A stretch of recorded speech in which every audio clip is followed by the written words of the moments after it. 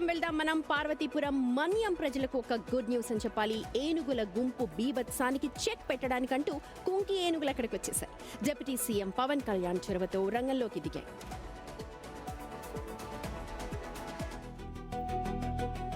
గజరాజుల బీభత్సానికి ఆరుగాలం పండించిన పంటతో పాటు ప్రాణాలను సైతం కోల్పోతూ వస్తున్న పార్వతీపురం మన్యం జిల్లా ప్రజలకు ఎట్టకేలకు బిగ్ రిలీఫ్ దొరికింది.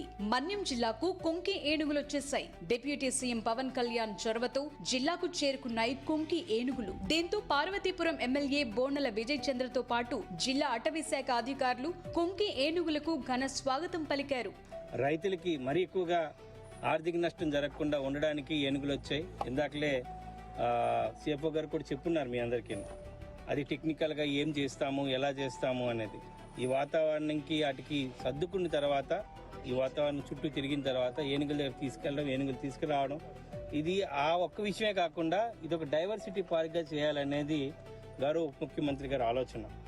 ఇక్కడ మనకి ఎండేంజర్ అయిపోతున్న స్పీసీస్ కానీ, మొక్కలు కానీ, అలాగే ఏవైనా ఇక్కడ పెట్టే ఆలోచనలో కూడా తీసుకోవడం, ఇదొక అట్రాక్టివ్ ప్లేస్ అవడమే కాకుండా ఒక ఆదర్శనీయమైన ప్లేస్ కూడా అవుతుందనే విషయాన్ని మీరందరూ గమనించాల్సిన అవసరం ఉంది.